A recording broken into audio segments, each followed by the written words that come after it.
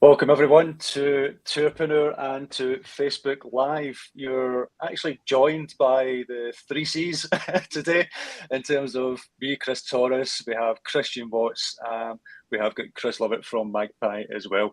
So today we're going to be talking about all things Google things to do. And there's been lots of talk about the new changes, things that are coming up, new developments, and Christian and Chris are the guys to know all about this. So welcome to Tourpreneur, guys. Yeah, thanks, Chris. I'm going to do a quick sort of run through just to describe the overall program. How I'm not going to do too much on the history, but just sort of show you guys where we are, how we got to this point, and what's just changed recently. We had big changes last week. Chris is having Wi-Fi issues. He keeps jumping off. Chris is our technical expert. Hopefully, he can join us to do a few screenshots if he gets back in. He's having some Wi-Fi problems. Oh, okay, yeah, that's not an issue. So, yeah, I believe we're going to be, as you say, going to be talking through a little bit of the background of Google things to do, a little bit of a presentation from yourself. Spend not too much time on that, but a little bit of time on that, but then dive into actually showing some real life cases, some screen shares in terms of how to implement this, and then we'll get into discussions about res tech and various other things, how some of it is maybe not quite as it seems and everything else, but we'll come on to that in a minute. So I'll move over to you, and you can kick off with your presentation if you want to get things started. Yeah, thanks, Chris. I'm just going to run through this quickly. It is quite confusing product now, but I'll just do an overview. Some folks might have seen something similar before, but how Google works, what is TTD is what we call it. So TTD is things to do. It's we'll get into that in a second. Where it shows up on Google, the types of listings, how to set up your product, how to optimize your product, and then what's next. So Google's mission statement from day one to organize the world's information and make it universally accessible and useful. The reason I put this up here is everything Google does, and there's a Google Travel piece of this as well. Everything Google does is to make it better for the customer. So the reason Google Travel exists is to make a better customer experience when searching for flights, hotel, vacation rentals, and things to do. Google Travel is part of Google.com, and they just think when a customer is looking for travel type products, there's a different workflow, there's a different thought process behind those searches. So it warrants kind of creating a separate search experience within Google.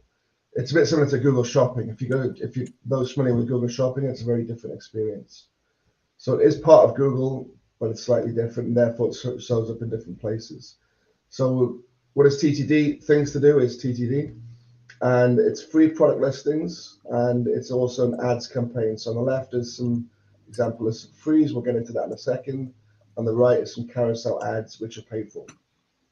Typically Google, you get some free traffic, and then you can upgrade to get some paid traffic.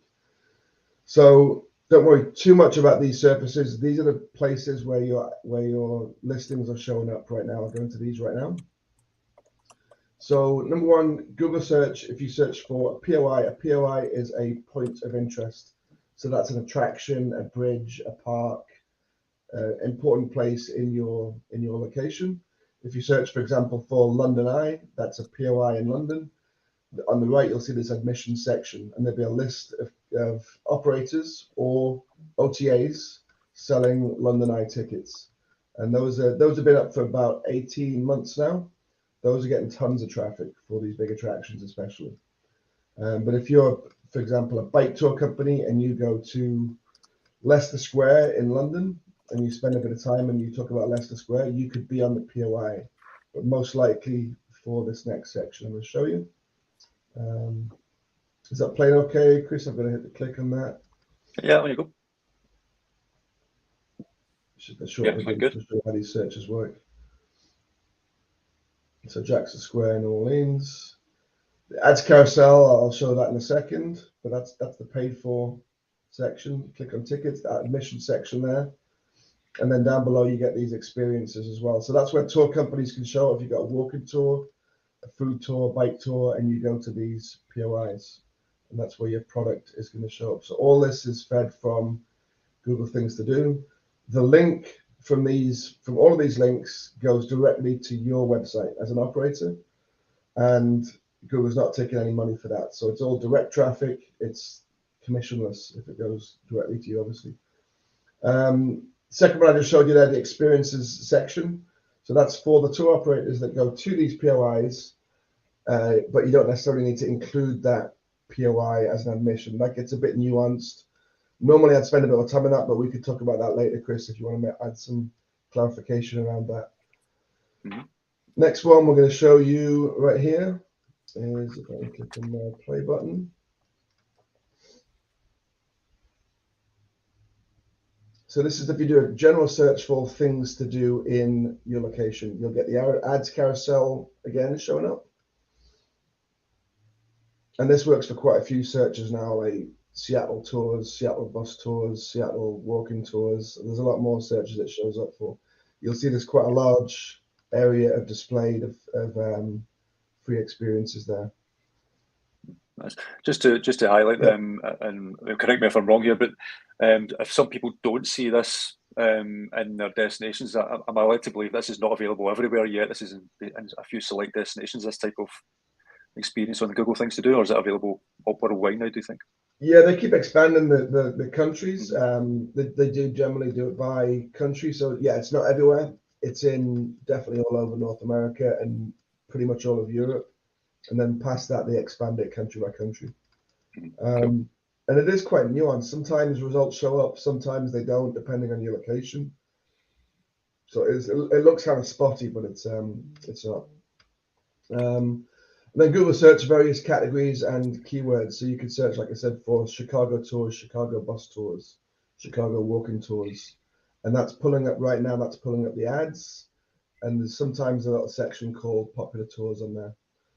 And then the last one, and this was the one that came up last week. We'll get into this in a second. This is your Google business platform, Google business profile listing. So when they search for your company name or something close to your company name comes up. You'll get your profile as you see on the right, and then under that is going to be a ticket section where you can list your tickets, or somebody else can list tickets for you. And we'll do some, we'll jump into that and do some demos in a second on that. And then last one on the maps. So maps came out last summer. So you can search for things like the attractions, so London Eye on the map, and tickets button down below. And again, the admissions is going to show up on that. So it's going to show up list of operators or OTAs that sell admissions on the map. This isn't showing up a ton of experiences right now, so it's mainly for the attractions on the map currently. Nice. Let's get past this one because it's too much to share. Oh, there we go. And the last one, a lot of people don't know about this, but it's actually, this is actually Google Travel. So it's google.com/travel, and it's a little section within Google. That's where you can do. That's where Google Flights sits. It's where Google Hotels sits. You can actually do a things to do search within Google Travel as well, and find your attractions through that. Nice. Display types then. Admissions. This is the list of admissions on an attraction. So this is ordered by price, so cheapest at the top. There's lots of options per product. You get your company branding on there. There's one company gets the official site tag. So this top one, Statue of Liberty, that's the official ticket for the Statue of Liberty. And you can put tracking on that to obviously track where your traffic's coming from. Like I said before, this is mainly for attractions right now, or people that have entrance tickets to POIs or points of interest. Then there's the experiences section. This is for most tour operators. So this is where you have the full product information. So you have your listing on the left with product name, reviews. They just change. So they do display reviews on your listing, but you can only include those reviews if you display reviews on your product page on your website. So if you don't, then you cannot show them on your listing. If you don't show them on your listing, you're going to rank much lower. I put out a thing last week, Chris, I don't know if you saw that, or a couple of weeks ago, about the importance of showing reviews on your product page now. Yeah. And this is new. Google weren't enforcing this before. So they're saying, listen, if you put your reviews on your product page, you're just going to get a ton more click-throughs. So that's very important for this, but it's very important in general because they're obviously saying that customers want to see that. Yeah, and is that any type of review on a product page, or does it have to be like a Google review, for example, or does it recognize sort of things like TripAdvisor and things like that as well? Yeah, it's still very vague. So you can use your Google, you can use your TripAdvisor, you can use one of these tools that aggregates reviews for you. You could put a little GIF on there that just shows you how many reviews you've got on your average score, as long as it's close.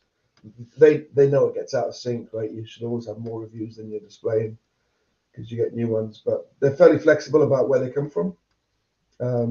Just don't make them up because they do check these things. Hopefully nobody's Never a made good them sign. up. Yeah. And then your listing, yeah, you'll have your price in there. They're just showing the adult price. That's inclusive of all taxes and fees. And you've got your description stuff. So your long description, highlights, inclusions, exclusions. Google's displaying all that stuff. So it's important that you have all the right information. And then the ads carousel, this is coming up now on most key searches. So I'm in San Francisco. If you search San Francisco tours, San Francisco bus tours, walking tours, food tours, most of these key terms, this ads carousel is popping up. It takes up about a third of the screen, as you can see on the right. The OTAs are all over this. It's not very targeted traffic, but it's really cheap. Cents, we're talking. But yeah, because it's not targeted, the conversion is going to be lower. So you're getting a ton of impressions, you get a little bit of click through, and you get a little bit of conversion, but they're really, really cheap right now. So those are already connected. OTAs have been doing this for well over a year. They're all over the program. You'll see their listings everywhere, on the paid, on the free. They're getting tons of traffic from this. And then you can also connect direct through a third partner, which is what every operator should be doing to get your own website listings on the program. So some ResTechs are connecting. Not all connections are the same. Some you see a fair bit, some we don't see at all. And then there's kind of two independents. I'm one of them, which is Magpie, and then Livin is the other one. So for us, you don't need to be with a certain ResTech. We can connect anybody. Excellent. Yeah, on that, we've had a few operators sort of say they believe they are connected, but as you say, they're not showing up on the listings. And I suppose there's two questions to that. One, how can they make sure that they are listed? And why would that be the case in terms of they're using, say, one of these ResTechs, but they don't seem to be showing up on Google Things to Do? Why would that be the case, do you think? Yeah, I mean, it gets quite technical with all connections are not the same. There is a Google spec, right, that we have to build to, and it does change fairly often. And some ResTechs just didn't build the full spec at the start. They were still on the old reserve with Google.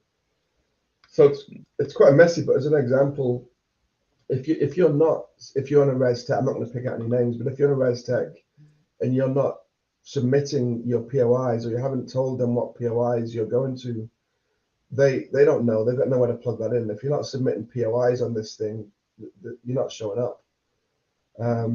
So there's certain fields like that. There's certain settings. If they haven't got reviews, you're probably not going to show up. So if there's not a place in that ResTech to submit this information, then ask the ResTech who's submitting that and where they're getting that from.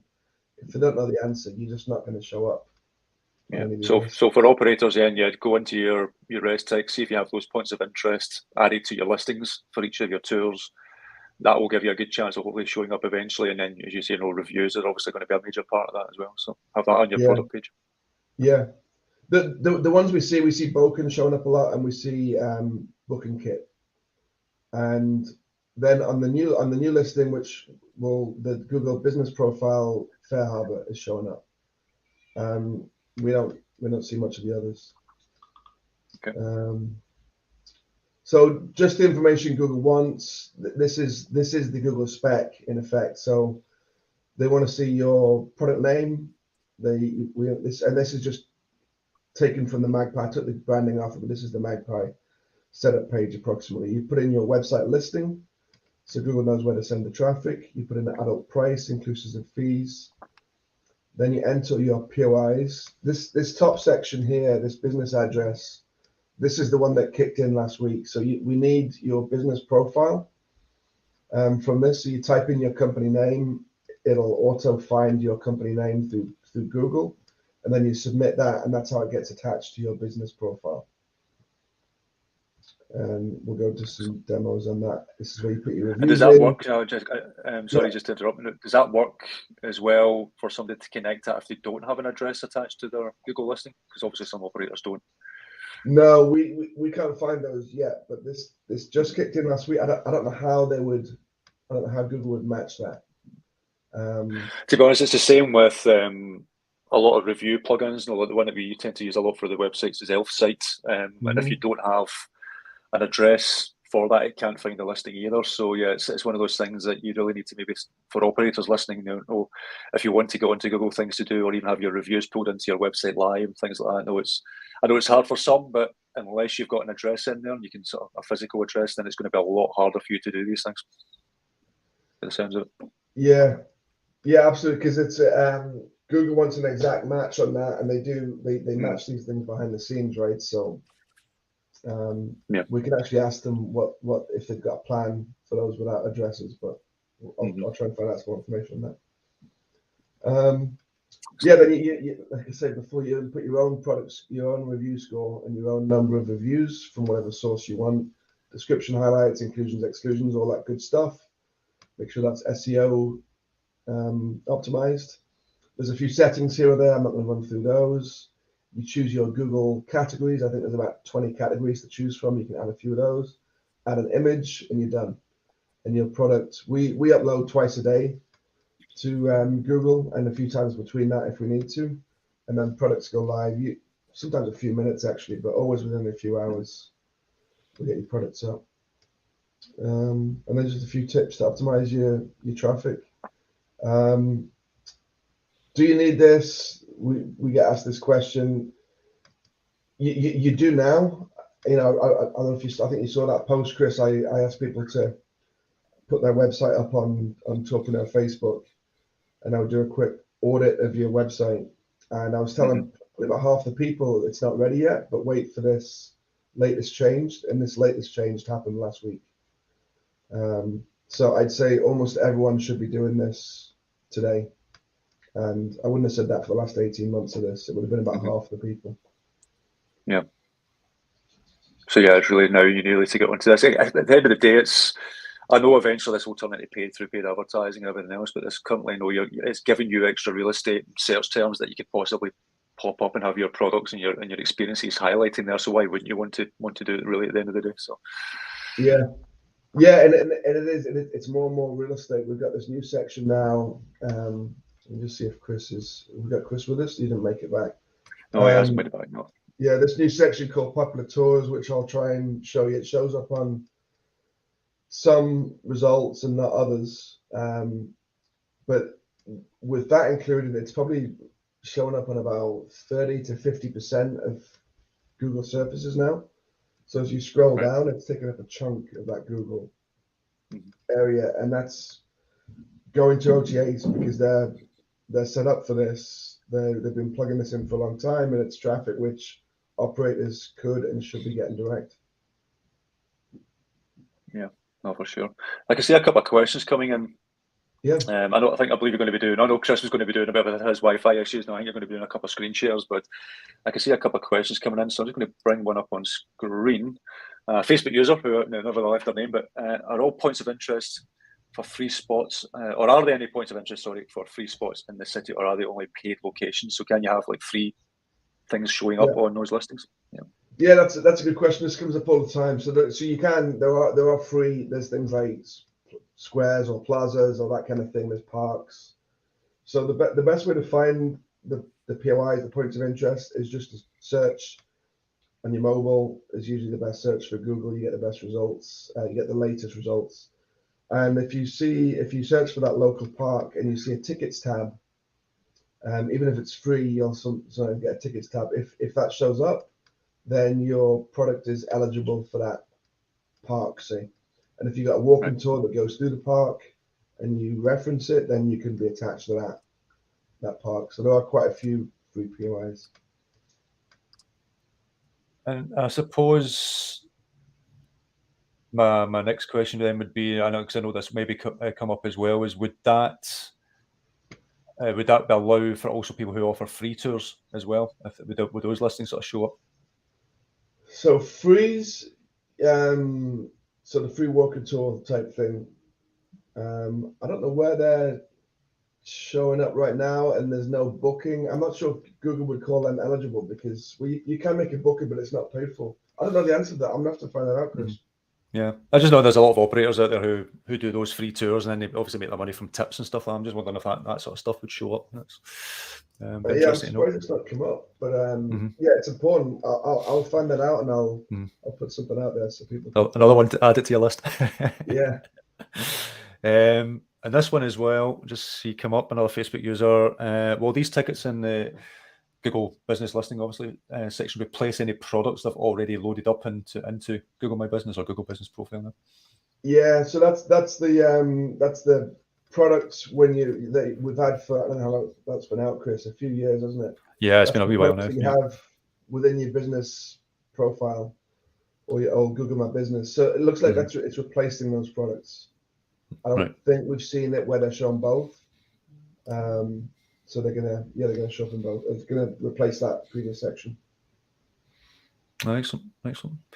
So I believe we're going to show some. Obviously, Chris was meant to do this, but I believe we're going to show some sort of live screen shares and things of stuff that's happening just now. Yeah, give me a second. I'll just. Okay, we'll just remove your slides. Are you yeah, I'll do a new. I can bring that back up if you just want to share the same thing, if you want. Yeah, I'll just do it on that same. Okay, there we go. And what's happening while we're doing that? What's happening with the announcement that they made, allowing people to add in their own listings into Google Business Profile as well? I know that would be handy for a lot of multi-day operators who maybe don't have an online booking platform and stuff. So adding in your what? Sorry. Adding in your own sort of products and experience into Google Business Profile and the actual Google's Business Profile. Remember, they released something about that. You'll be able to do that manually within your listing as well. Yeah, absolutely. So I'm not sure exactly who's got access to that right now. They did talk about that at the last arrival, and you were able to go in and add. It was mainly for attractions. But I'm not sure how much they're going to release, how much they're going to expand that so you can add multiple tours. But everyone should check that and see if you can just add it yourself. And if not, they can use a service like you guys to add that in and have the listing show up. Yeah. So I have to just go to so this new section is on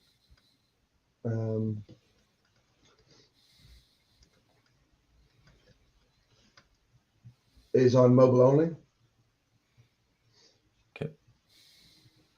So that's Skyline Sightseeing. And two things you can do. I can either move over to the right on this slider here, or I can just scroll down the page a bit. And this booking options. This is the new section that came up. So there would have been a section down here on the old Google products, but now these are all fed from TTD, from things to do. So an operator such as Skyline, we get the official tag up here, and then you can add up to 10 products. This shows 17 options. So if I click on that, it's going to open them all up. Then if I go through, you can see that we've had 10 products added. So you can have 10 of your own products, and then below that, you might get an OTA offering your tickets as well. So this is Travel Coop. This product actually shouldn't be mapped here, but they also get 10 products. Right now, the OTA listing is showing up. You have no control over it. They don't get the little image. I'm not sure if that's because they haven't sent an image, but they don't get that. And as an operator, your links or your products are always going to be at the top. So you are getting the primary placement here. Yeah, I know that was a fear from a lot of operators that the OTAs would show first, but if you're an official site, then at least yours is going to be to the top, I suspect. Yeah. So I'll just have a look at another. So Babylon tours. See what they've got. Let's do Babylon tours New York. See if they show up. This is a Magpie custom. So I'm searching a few of them. So this one, I thought they were. There it is. Okay, live. I thought they were showing up. So that's prices for Babylon tours. This one, we've been backwards and forwards on this. So this one actually is you can see the little Fair Harbor logo here. So this one was plugged in by Fair Harbor. And that's the only ResTech we've seen on this space so far. So that's fine. The only problem with this one, if you click on it, it goes to a Fair Harbor page. So it is your product, but as you can see from the top, I think you can see that it's fairharbor.com. And it's a white label page which Fair Harbor have made for you as an operator, which is fine. You're still getting the booking, but it's not your website. Yeah, I suppose it's not really a big issue. You know, if somebody's wanting to book from you, and the way things are going, although websites are important, the way things are going, well, getting to your website's less important in terms of when it comes to the booking stage. So as long as they book directly with you, and obviously this will be direct with the operator because it's going through their own Fair Harbor account rather than just going through that extra step of going to your website and then clicking on the book button on Fair Harbor. It's still hopefully going to capture that booking. So I don't see that being a major issue myself, to be honest. Yeah, the biggest drawback we hear on that is that it's going into that white label site, so people can't then go and browse around your website. They may have bought another product, so it's only that one page, and there's no navigation from there. That's true. Yeah. I don't know as far as SEO. I mean, Google likes to see traffic on your page, obviously, so that might be a factor as well. Yeah, that's interesting. It'll be good to see how that pans out. Yeah. So this is London Eye, just for example, that admission section that I showed at the start. So this is the admission section here. So London Eye actually is one of our clients. They have the official tag at the top here. They have the price of the ticket. They have different options for London Eye, and then all the OTAs show up below. If you do some of these, if you do Eiffel Tower, you'll get 20, 30 listings. Let's just do Eiffel Tower, shall we? So just a quick tip as well, Chris. When people are searching for these POIs locally, use this autocomplete. So if you start searching Eiffel, if there's a POI, it'll show up there with a little picture. That's the one to click on. There's lots of other options as well, where you'll get to maybe a similar listing. You'll get to something that looks like the Eiffel Tower, but it's not the real one, and you won't find the admission section. So that's the way to find these official POIs that you can list on. Scroll down, so you'll see Eiffel Tower, and you got all these OTAs all over this thing. Yeah, I imagine something like the Eiffel Tower will be OTA heavy. Yeah, Fat Tire is on there, Paris Pass is on there, and Go City, and that's it. Everyone else is OTAs, and that's because operators just aren't participating. Yeah, so that'd be a mixture of maybe they're not keeping their listings up to date properly on the ResTech, or it could be the ResTech need to basically change how they're implementing it to allow all that information to be pulled in. Yeah, I've started to get more aggressive on this because it annoys me that the ResTechs are saying, yeah, you're all set up, you're ready. We're waiting for Google to do something. I'm waiting for Google. They're not waiting for Google to do anything. Google's, well, let me just take a step back. Google's constantly changing this stuff. And I think it's easy to say, oh, we'll start participating on this when it's finished. It's never finished. It's never going to finish, yeah. If you're waiting for Google to stop making changes, then you'd be waiting a while. Yeah. But it's like the search results. It could change every day, right? They're constantly testing, tweaking. And like I said at the start, they're trying to make it a better experience for the customer. They're trying to get the customer the information they want as quickly as possible. so that they don't go and do another search, so that they come back next time to google.com instead of Bing, obviously, which, you know, we're talking about recently. So they're tweaking it, and they're trying this little section here, they're trying a section there, they see who clicks on it, they see what settles. This admission section is well settled now. The experience section is getting there. So it's constantly changing, but you need to be participating now because there's tons of traffic coming to this now. Yeah. And I imagine, I know, or maybe we're getting ahead of ourselves a little bit, but I imagine once Google integrates Bard, AI, chat, and things like that, all that will be pulling into that as well, all the different listings and everything else. And I can see that being a really powerful combination together as well in the future. So as you say, that's always going to develop and change. So yeah, I was trying to have a whole conversation without going into Chat GPT or AI, but yeah, I don't know how that's going to fit in, right? But it's going to, whatever it is, Google wants people to get to. We're still going to have operators, despite what Alex Bainbridge says. We're going to have operators operating tours locally in cities or locations, and Google wants that traffic to go to those operators if they have good websites. So regardless of AI on the front end, right, or Google Maps or Google Search or whatever, Google likes to see that traffic going to customer websites if that's a good experience for them. That's always going to be the case. Yeah, and I suppose again, if there's one takeaway from that from operators, it's to make sure that your website's developed the right way, you have the right user journey. So when they do arrive there from Google, because it's very easy to find these things on Google, find a product. Once they get there, don't make it really, really difficult for them to book. Find the thing that they want to find and get there. So, you know, all that will tie in with the SEO, the reviews that we mentioned. As you can see, we've got a question on reviews, which we'll bring up in a second.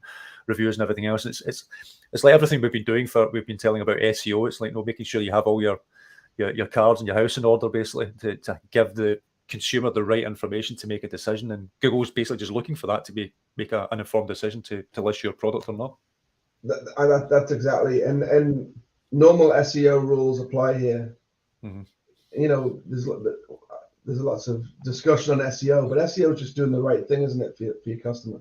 It's just don't try and hack it, don't try and get clever. Google's way beyond that. Just give them good content, make it quick to load. Don't try and stuff it with keywords, that sort of thing. Same rules apply on this. When you're loading up your Google products, just keep them sensible, make them readable by humans, and make them want to click on it. And I always say to everyone, Google will reward you in the long term for doing the right things by your customer. Yeah, that's all they want. We're fully aligned on that, really. We should be. Yeah, it's very much like I'm going slightly off topic here, but it's very much like the article they posted. I think it was on the 8th of February, because there's been a lot of debate about AI and can you use AI content and all this sort of stuff. And Google basically came out and says, yes, you can, as long as it's helpful for the end user, for their customers who are doing the searches. If it's helpful for them and it's answering their questions, they'll rank the content. Doesn't matter who or what's generated that content. So again, similar to SEO with the Google things to do, it's just making sure everything's right, everything's in the right order, you've got all your good products are all tagged the right way and everything else. And no, it's one of those things. It's for me personally, it just seems a no-brainer. It's those things you should be doing anyway to get in front of your customers and in the right way. And it's just Google's just now enforcing that a bit more so you can show up. So in terms of one question on the reviews, for the reviews on each product page, are you saying that it needs to be reviews for that specific product, or can it just be for the company overall? And it obviously will know if it pulls it in from a widget. From what you're saying, it will pull it in from a widget or even just an image on the page. If Google sees that with a review, it will see that as well. But no, widgets should work and it should pull them in. No, I use Elf Site a lot, as I mentioned, which can pull in from multiple different platforms. But do you think a review needs to be specific for that product, or can it just be like an overall? Yeah, it's a great question. It can be overall. And I think the reason Google's enforcing that is because Google doesn't have it. Google reviews aren't by product, right? Yeah. So actually, you could have your overall company reviews. Say you've got 10,000 reviews for your whole company over 10 products, on 1,000 each. On each product page, you're displaying 10,000 reviews, and that's fine. They may change that in the future, but because Google's not collecting it per product, I don't see them enforcing you to have reviews per product, because it would mean that you can't use your Google reviews And I don't think Google would enforce that because it's Google, but they would enforce that because they would say the customer actually doesn't mind if it's a Google review for the company or for the product. Mm-hmm. And I can see Gregory here, and maybe jumped in a bit late. He's actually a customer of mine's, but just as a recap, how can you get listed? Can you do this yourself? Do I need a specific res tech? How does Magpie help the operators know? How can they get listed for this sort of thing? Yeah, I mean, I can tell you how I can't go into every res tech and tell you how they do or don't do it, but I know with Magpie, the fastest way to onboard into Magpie, we actually do an import from OTAs if you have OTA listings. So we can import all your products from Viator or Get Your Guide as a starting point. You then add the settings, and it's a couple of settings. It takes about 1 minute to 2 minutes per product usually. You get all the information, and then you push it live. So we could get, in the next, if I had a call following this, half an hour with an operator, we could get 10 products live. They'd be showing up before lunch in California. I know you were so kindly put that post up about the audits. Are you still asking operators to submit stuff for that, so you can actually have a look at their account, maybe help them get onto yeah. Google? Yeah, I will, and I went through, and Chris and some of my team went through some of those listings. I apologize, I didn't get to all of them. There were about 120 in the end, and I was spending a bit of time on each site. And I'll get back to those, but most people should be participating. There's a couple that still shouldn't. I talked to one last week. They were kind of a restaurant / attraction in Dublin. Restaurants are tough because they haven't got the admission section on. So if you're a food tour, previously I would have said don't do this. Now I say do this anyway because of the Google business profile piece. If you're a multi-day operator, it's still tough. If you're a multi-day operator without a Google business profile, it's tough. But one of the Tourpreneur members on there was, I've forgotten the company name, but it was Mongolian Tours. I don't know if you know them, Chris. And I went and did a load of searches in Ulaanbaatar, and there's products showing up. So I said, yeah, you should get on board. Don't know what the traffic's like, but yeah, for multi-day, for some of them, I know a lot who do take online bookings. So for those guys, it should be fine. And they have Google business listings and things like that. So for those guys, it should be fine. I think it's if you don't have like an office, a dedicated office where your team are in and stuff like that, it's showing up in your listings and things like that. Just like we're saying, you need to have that address on your listings to allow a lot of this sort of stuff to function, and Google to make sure that you are who you say you are, basically. That has to happen and put in place. So it's why I always urge. Even if I know it's hard for some operators, so don't get me wrong, but even if it's spending a bit of money each month on a virtual office or something like that, just so you have something, whatever, just to sort of see if that can help you out. I know sometimes virtual offices aren't allowed on Google. Things do, it depends on how they've been set up as well. But it's just sort of seeing what options you have and that allow you to at least get on here. So yeah, you can go and get a sublease or go and make a deal with someone to get a little location, and maybe you staff it a few hours a week or something to give out tickets. It's worth doing the traffic on this stuff, isn't it, with these Google business profiles? Yeah, no, you do get big office blocks and things like that. I imagine each separate business within the same address can have their own Google business listing. So it might be that if any operators are listening, if money's tight or anything, it's maybe getting a few of you together, speak to other operators in your destination and sort of saying, okay, if you can somehow have a physical address or some sort of address that you all chip into, and then you have different units or PO boxes, however way it would work. That allows you to then we all use the same address, but slightly different. So each one can have their own listing. I don't know. That's maybe something that some operators can think about. So. Yeah. And just one thing you touched on there, Chris, to participate in things to do, you do have to have a bookable product. So if it's just inquiry forms, it's not going to be approved. Yeah. On things to do. Yeah. In fact, that's a good question. Actually, before we wrap up, so if they say, try to see if I'm going to word this right. So say it was an operator, probably multi-day, who maybe didn't have the full product bookable, but it was a deposit. Do you think that would be able to work if they were able to book a deposit instead of the full amount?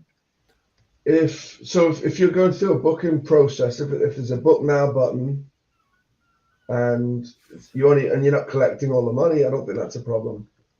As long as there's something bookable there, you can use.